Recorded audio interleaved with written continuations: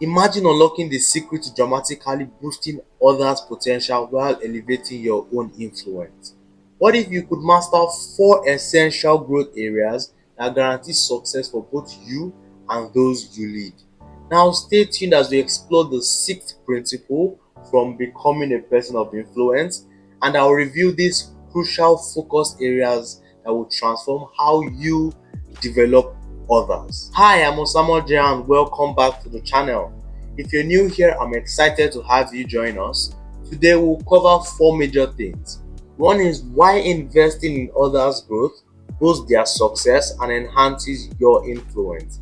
Two would be how to become an effective enlarger through personal and leadership development.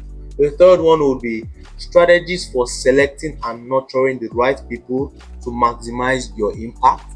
And the last one would be practical steps to make enlarging others a top priority in your leadership practice. So make sure you stick around to the end where I will give you some actionable tips to put these principles into practice. If you missed our earlier videos, you can catch up somewhere on the screen, and let's get started. Why enlarging others matters. Number one is it elevates their lives. Doing this helps others achieve their best and also boosts your own influence. Number two is that it boosts their potential. You help them reach levels they couldn't reach on their own, or some of them didn't even dream of. Three is it enhances growth. You help them speed the process from their A to their B based on your unique past and experiences. How to become an effective enlarger. And one thing I would say is going to actually be the key about this whole section is investing in personal growth. Now we want to have we want to enlarge people, we want to develop people, but if you yourself aren't enlarged, what exactly are you actually helping people do? I don't know. So, in terms of enlarging others, you first need to go down to the foundation, which is enlarging yourself first. And this also keys into leading by example. As a leader, it's not so much about what you tell them to do or what you do, the tactics you give them. It's more about what you do yourself. A lot of us don't actually look at or learn through what you tell us to do, but we learn through what we see you do. So let's say, for example, you're a leader, okay, you like to go to the gym or you like your staff to be fit, but you yourself don't go to the gym, you eat junk or trash food, and then you tell them to go to the gym and eat good food. How do you expect them to listen to you? Choosing the right people. And I think I spoke about this in one of the earlier principles, and I said you have to be really picky with the people you want to influence, because you can't influence everybody. If that was possible, maybe everybody will be successful. But when you're kind of picking people to enlarge, you can use this to kind of base or kind of rate them, I would say. So one is, do you have shared values? Let's say you value honesty, you value integrity, you have some specific values that you hold dear to you. Do you share those same values with that person, or are they complete opposites? Another one is, do you believe in their potential? You can't help someone you don't believe in, because you have to, when doing this, you have to actually put time, effort, money into this. So would you want to make an investment in something you don't believe in? Definitely not. Another one is positive impact. So do you feel that you are able to, with what your experiences, your unique experience and past, you're able to help this person? Because some people, might actually be motivated, but you might not just be the right person to help them. Another one is right timing. Some people, there's a time people are ready to, try to do something, try to become better, but there's a time where the people are just there to kind of like learn lessons, experience things, see what they like, see what they don't. So that timing is something that is really key, and we need to also factor into people we pick to enlarge. Implementing the enlarging process. You've rated them based on the shared values and things like that. Now you want to start implementing the enlarging process. So the first thing I would say is that you should see their potential. You see something in them that maybe at the moment they don't see. You've watched them, you've seen them grow, and you actually see that this person has a potential, and if used right, if guided well, they can actually achieve that potential. Another one is you can harness their passion. So this is you aligning with them based on where they want to go and where you think they can go. When you align on it, it helps you later down the line when things, struggles hit, life happens.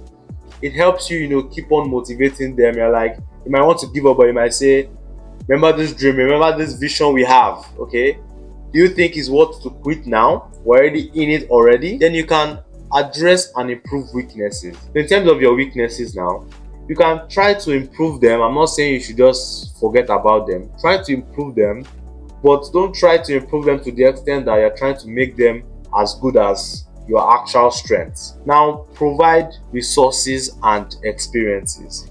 As I said, in this whole process, you have to invest time, money, and energy. Let's say you want to teach them how to negotiate. They aren't going to negotiate with you telling them, okay, bring a notepad. So this is how you do it. This is what you say. But you put them in the room with you negotiating. Let them see how you run things.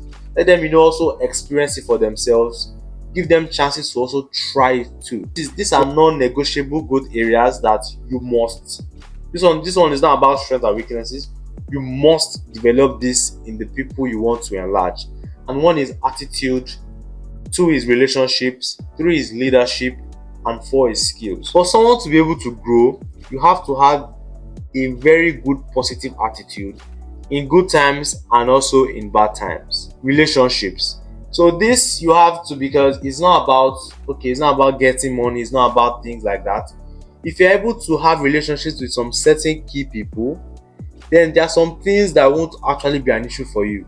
So relationships and building relationships with right people and good people that would help you grow is something that's really essential. You have leadership. You are watching this video, which is great. So you have to be able to be a good leader, because you don't want to teach someone something and they carry it to the grave, but you also want to teach them so they can go out and teach others, and you can keep on compounding and compounding like that. Also, the last one is skills. So you might wonder why this is coming last. Without skills, you can't do this, you can't do this. But the truth of the matter is that if you have the best skills in the world, you have the best business skills, you have best negotiating skills, and you lack a positive attitude, you lack positive relationships, you lack good leadership skills, unfortunately, your skills or whatever your 5-star skills that you're good at won't really help you get anywhere.